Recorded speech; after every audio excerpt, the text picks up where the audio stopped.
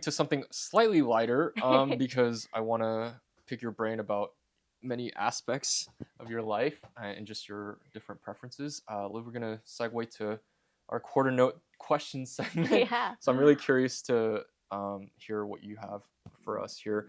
So the first thing is, since you've lived in both cities now, Boston or New York City? Ooh, I think if you're gonna go to school, Boston. Mm. If you want to live your 20s and 30s, New York. Okay. But I think I would probably rather live in Boston if I have a family. Oh, okay. Yeah.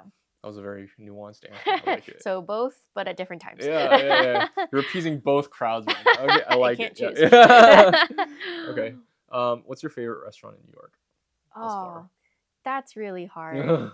I mean, I have to say a go-to that I will always keep going back to is ROKC. Okay. It's near like 142, I want to say, on Broadway. Oh, okay. And it's a ramen, oyster kitchen, and cocktails. Okay. Yeah, it's just an amazing sort of Japanese fusion, undergroundish bar. So very fun menu. And I got to see one of my favorite celebrities there last year. If any of you are Marvelous Mrs. Maisel fans, I literally was sitting next to Rachel Brosnahan and her husband Oh, wow. for like an hour. And then the bartender brought over whiskey shots just because it was a random Tuesday night and he felt like it. And so I literally clinked glasses with Rachel Brosnahan at ROKC. That's amazing. So, has to be my favorite. Yeah.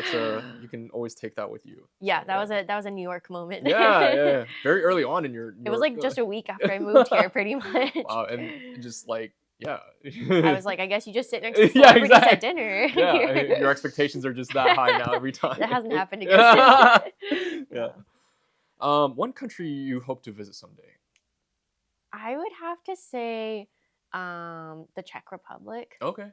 Yeah, I really want to see Prague. Okay. Yeah. Dvorak, is that, or what? I do actually really like Czech music. Yeah, I like Janacek, Smetana, Dvorak. But I think I just have heard a lot about the history of that city, and I think it's one of the lesser.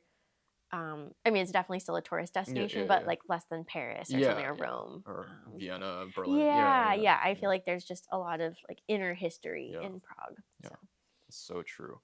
Dogs or cats? Cats. Cats? Mm-hmm. Okay, that's fair. Glass half full or half empty?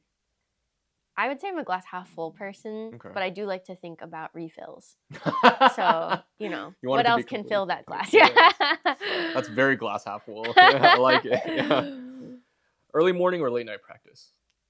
Lately, honestly, more late night practice. Okay. I think it's probably mostly also just due to my schedule right now. It's hard to have time to practice enough in the morning, and I don't want to wake up my neighbors. Sure. But I think everyone in my apartment hasn't minded the late night practice. So you're like serenading them to bed, right? Yeah, I use a practice music. Oh, okay. Yeah. Okay. Favorite meal after a performance? That's a tough one. I honestly am pretty bad at eating. Like the whole day I perform. Yeah.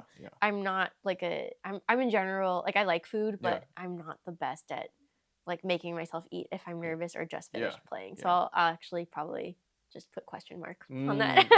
Yeah, I will say, I think a lot of people just kind of get very like superstitious about eating right before a concert. So definitely not before. I mean, after I'll always go for like some good fries. Yeah, that's always. But, just something like tasty but not too heavy. Yeah, I say nothing too heavy. Do you at least take like a banana with you backstage before a concert? Depends. Either like like a Cliff Bar or banana. Something easy to eat. Yeah, exactly. Yeah. Favorite genre of music that's not classical? Ooh, I really like people like Doja Cat and Beyonce. I also like New Jeans. K-pop. I just feel like anything that's a little more upbeat, and I really like feminine voices. Sure. I just in general listen to more female singers, or only, and it's not even on purpose. I just noticed that it's all girls singing. Is this just you're gravitated to the female voice? Yeah. That's good. Beethoven string quartets or Mendelssohn piano trios? I'd have to say the Beethoven string quartets, just because there are more of them, and I feel like you could listen to them forever and still find new things. Yeah, definitely. Favorite Bach sonata or partita? Ooh, That's a hard one, right? that is a hard one. I think I would have to go with the Bach C major. Okay. I've actually not spent as much time with that one as some of the others, but I think as a listener, that's the one that I felt myself be the most touched by. Okay. I think there was a lot of Bach C major going on in Mr. Wallerstein's studio during COVID, so maybe I also have that association. Sure. Yeah. Okay. Favorite Mozart violin sonata?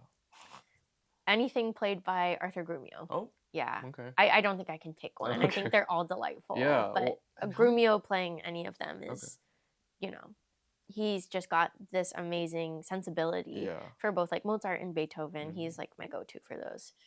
Yeah. And remind me, how he wrote like what, 12 or 14 violin sonatas? I think they're more than that, like 30 something. Is it 30? Okay. I think it's a lot. Okay. Yeah. But not a lot of them are played. Like there's some that are just very commonly played. Sure. Prokofiev Violin Concerto 1 or 2? 1. 1? Yeah. 1. Okay. That's fair. Favorite Mahler symphony? Oh. Okay, this is embarrassing. I don't think I've actually ever heard all the Mahler symphonies. I really like the one that has the movements titled like What the Flowers Tell Me, What the Animals Tell Me. Okay. I think I want to say that's Mahler 3. Is that right? Or Mahler 2? Honestly, I'm it's not one the of the first 3. Yeah. But whichever one that one is, I think that one's incredible. I remember hearing Cleveland Orchestra play it. Yeah, and that was, I think that's the only time I've heard a Mahler symphony live, actually. I like orchestral pieces, but maybe I'm also a victim of like 21st century attention span, but I think like really long symphonies don't necessarily appeal to me. Although I do like Alpine Symphony, so you know, maybe I just need to give it a chance. Sure. I should go actively seek out Mahler symphonies now. well, no, but I think also it's hard for orchestras to program Mahler symphonies because it's so substantial or such just big, right? Like so it takes a lot to make that work. Literally a village. So literally, yeah. Village and a half. Right, yeah, seriously, yeah. So running 7 miles or running through all your scales first thing in the morning? Oof. My roommate is actually really into trying to push me to do longer distances. So we've done like a little over 5 miles. Okay. I think I would more regularly want to do all the scales every morning. Like that doesn't sound so bad. But I would want to try doing 7 miles. So maybe I'd do 7 miles once a week and then all the scales the rest of the mornings. Are you still just committing to the Galamian scales basically? Yeah, pretty much. Yeah. That's kind of the OG. Exactly. Yeah, keep it OG. Right. One violinist, dead or alive, that you wish you could meet or you hope to meet? Ooh. Honestly, I really love Zino Francescatti as a player. I don't think he's someone people like list as one of their top violinists often, but in the Art of Violin documentary, I love the scene of him saying, "If I weren't a violinist, I'd be a gardener." And he's saying it, I think, in French. But I think when the host was describing Francescatti, he said, he's like the Mediterranean, like he's just the sweetest, most like warm personality. And I think just talking to someone like that about violin playing would make me love the violin even more. Because I mean, his recordings of like Bruch Concerto, like I just don't think there's anything more beautiful than that. So if you haven't listened, take a listen. My homework for tonight. No, it's like truly incredible. Yeah. One composer, dead or alive, you wish you could meet? I was thinking about this one earlier, and I mean, there's so many people I'd want to meet. Like honorable mention, Ravel, just because I love his music so much, and I feel like from what I understand, he's a very particular person, and his house is really cool. There's like a YouTube tour of Ravel's house that my mom and I watched together once, like while eating breakfast. But it's kind of beautiful. Anyways, I'd be like, what are your decor choices? Why?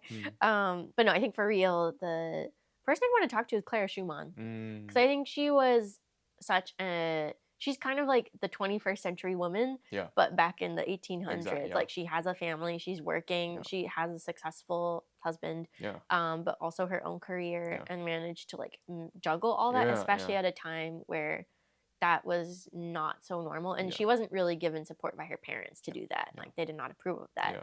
So I think it would just be so interesting to like come from the future and just be like, what is this like for you? Like who do you talk to about what your life is like? Like, I just wonder, I don't know, like, was Robert really that understanding of what she was actually going through as, like, a musician and woman? Right. Like, did she have other women around her? Like, maybe there was this boss woman club we don't know about. Yeah, exactly. Now I want to go research. Yeah. I think I'd just be so curious to ask her about that. Yeah, she was so ahead of her time, and she's just, such a trailblazer in many ways.